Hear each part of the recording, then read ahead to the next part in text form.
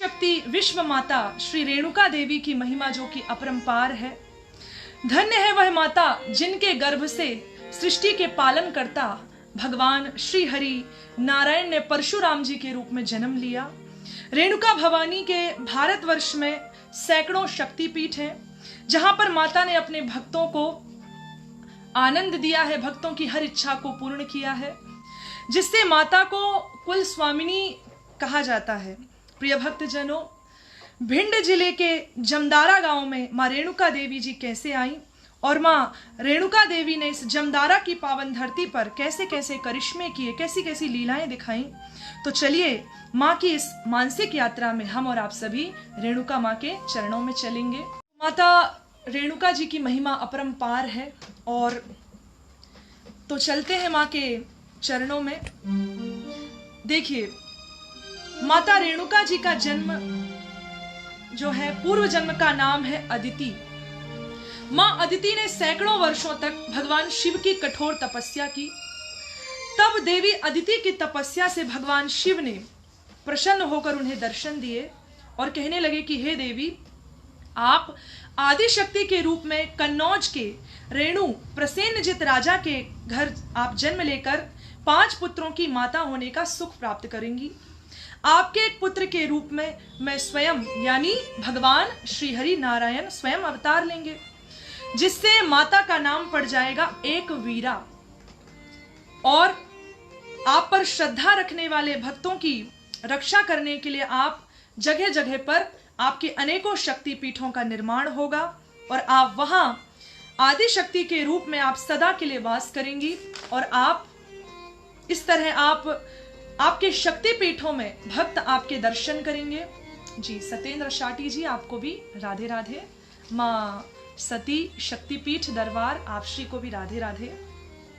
तो आपकी महिमा का भक्त जनों पर इस तरह प्रभाव होगा कि भक्त आपको कुल देवी के रूप में पूजेंगे। कुछ समय बाद भक्तों, राजा रेणु जो कि प्रसेनजित हैं के घर में छोटी पुत्री के रूप में रेणुका देवी का जन्म होता है। राजा रेणु ने अपनी 2 सुंदर पुत्रियों में एक का नाम रखा नेनुका तथा दूसरी पुत्री का नाम रखा रेणुका। हाँ जी, हिना ठाकुर जी, आप श्री को भी राधे राधे।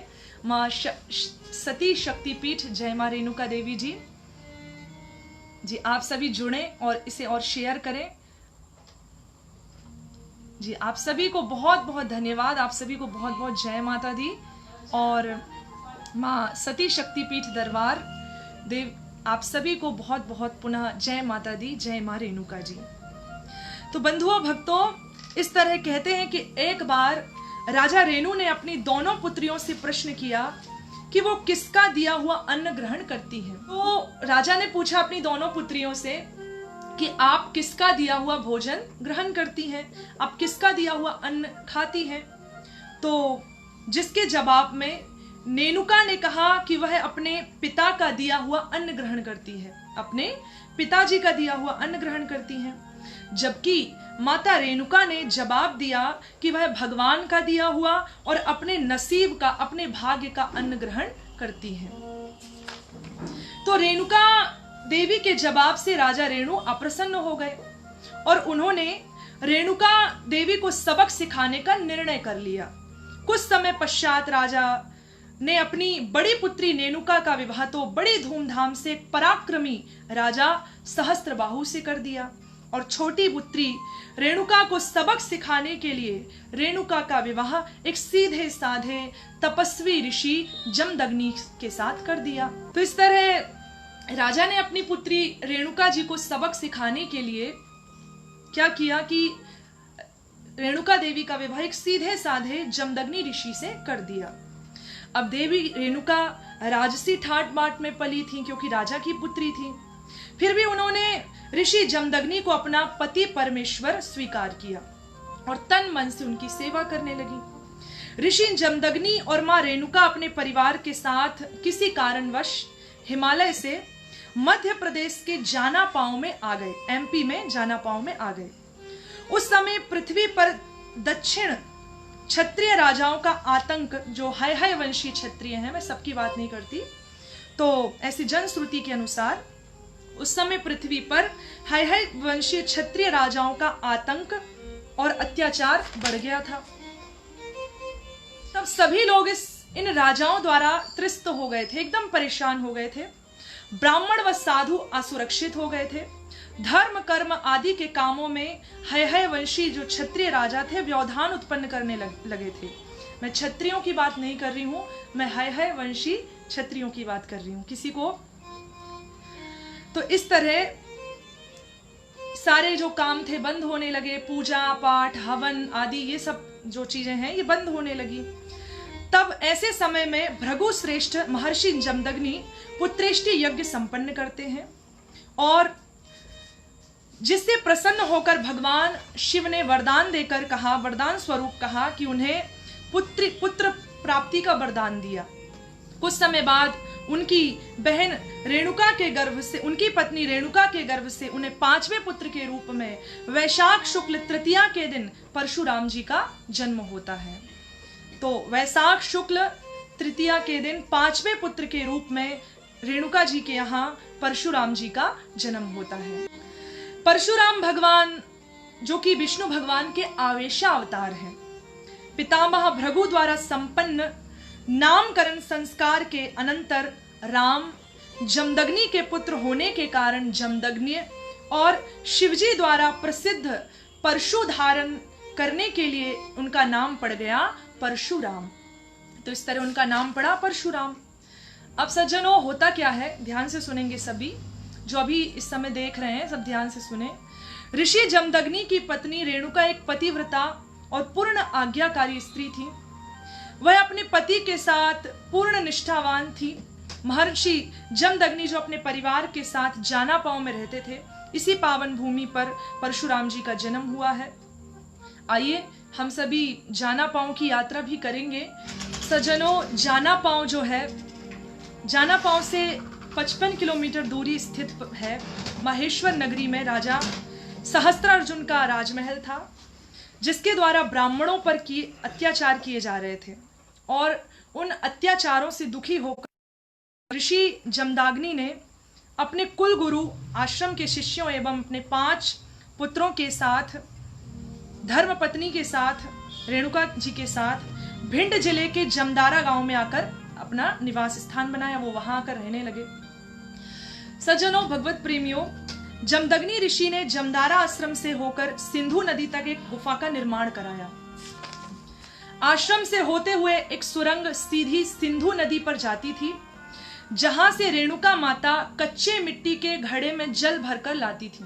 अब देखिए रेणुका माता की महिमा कितनी अपार है कि वो कच्चे मिट्टी के घड़े में जल भरकर लाती थी और रेणुका माता जो है नांग का आला बनाती थी। नांग का आला जो घड़ा आप सिर पे रखते हैं, तो उस पे एक आधार देने के लिए नांग का आला बनाकर वो कच्चा घड़ा सिर पर रखकर जल भरकर लाती थी। सज्जनों और उसी जल से ऋषि जमदग्नि स्नान करते थे और हवन पूजन यज्ञ आरंभ करते थे। कहते हैं कि एक बार जमदारा के आश्रम में मां रेणुका यज्ञ के लिए जल लेने के लिए इसी गुफा से सिंधु नदी पर गई थी, जहां पर गंधर्व चित्ररथ अप्सराओं के साथ जल क्रीड़ा कर रहा था। तो उसे देखकर रेणुका जी उस दृश्य को देखकर मग्न हो गई और जिसके वजह से जमदग्नि ऋषि को यज्ञ हवन करने में थोड़ा देरी हो गई, जल लाने में रेणुका मां को देरी हो गई। इस तरह जल लाने में जब विलंब हुआ तो यज्ञ का समय जो था समाप्त हो गया, यज्ञ का मुहूर्त जो था समाप्त हो गया। तब काफी देर में जब जमदग्नि ऋषि के यहाँ रेणुका मां जल लेकर आई, तो जमदग्नि ऋषि ने अपनी योग शक्ति द्वारा पत्नी के मर्यादा विरोधी आचरण को देखकर अपने 4 पुत्रों को माता का वध करने की आज्ञा दे दी। उन्होंने क्रोध के आवेश में आकर बारी बारी से अपने 4 पुत्रों से, अपने 4 बेटों से कहा कि मां की हत्या कर दो। यह तो एक प्रकार से गलत था, क्योंकि कोई भी पुत्र ऐसा नहीं होगा जो अपनी मां की हत्या कर सके। गलती हुई उनसे, लेकिन अब गलती की इतनी बड़ी सजा तो नहीं हो सकती। पर ऋषि जमदग्नि ने अपने सभी पुत्रों से कहा कि आप मां का गर्दन काट दो। तो कोई भी पुत्र इसके लिए राजी नहीं हुए। तब अंत में जमदग्नि ऋषि ने अपने चारों पुत्रों को जड़बुद्ध होने का श्राप दे दिया। पिता की आज्ञा स्वरूप परशुराम जी ने मां का वध कर दिया। परशुराम जी की पितृ भक्ति देखकर पिता जमदग्नि उसे वर मांगने के लिए कहते हैं। तब परशुराम जी पिता से वरदान मांगते हैं कि वह उनकी माता को पुनः जीवित कर दें, रेणुका माता को क्षमा करके उन्हें फिर से जीवित कर दें, मेरी मां को पुनः जीवित कर दें, तथा सभी भाइयों को भी पुनः जीवित कर दें और चेतना युक्त कर दें। तब जमदग्नि ऋषि ने जब ये सुना, तब जमदग्नि ऋषि ने रेणुका मां को पुनः जीवित किया और उनके चारों पुत्रों को भी श्राप मुक्त कर दिया। तो ये जमदारा की भूमि पर मां रेणुका का सिर कटने से वह रक्त को आज भी, जब मां रेणुका जी का शीश कटा तो कुछ रक्त की जो बूंदें थी, रक्त के जो कण थे, वो एक शिला पर जाकर गिरे। तो वह रक्त जो आज भी, उस रक्त को आज भी देखा जा सकता है, जो आज एक पत्थर, कीट पत्थर के रूप में रेणुका मंदिर में विराजमान है। वहीं जमदारा से 40 किलोमीटर दूरी पर स्थित आलमपुर स्थान पर माता रेणुका के सिर की, कटे हुए सिर की पूजा की जाती है। तो आइए, हम सभी ने, ये बड़ा सौभाग्य था जो घर बैठे बैठे भिंड जिले की मां रेणुका जी की महिमा को हम लोगों ने सुना। परशुराम जी की मां रेणुका जी की महिमा, जो कि आदि शक्ति है, जगदम्बा है, सारे जगत की स्वामिनी है। और मां के दरबार में मैं आप सभी से अनुरोध करती हूँ कि जो अभी मुझे देख रहे हैं, आप सभी से मेरा विनम्र अनुरोध है कि आप लोग भी एक बार रेणुका मां के दर्शन के लिए भिंड जरूर जाएं, जमदारा जरूर जाएं। बड़ा पावन स्थान है। मुझे सौभाग्य मिला, मां की महिमा गाने का एल्बम भी रिकॉर्ड हुआ है, उनकी महिमा को भी आप देख सकते हैं यूट्यूब पर। और हमारे रविंद्र मानकर जी, जो कि बड़े प्रयासरत हैं, और उन्होंने जी शिवेंद्र गुर्जर जी, आर्मी वाले भैया जो कि अब नहीं रहे हैं, उन्होंने भी इस पूरे एल्बम में बड़ा विशेष सहयोग दिया। ऐसे सभी को मेरा बहुत बहुत नमन। शिवेंद्र गुर्जर जी और आर्मी वाले जो भैया है, अब हमारे बीच में नहीं हैं, उनको भी मेरा नमन।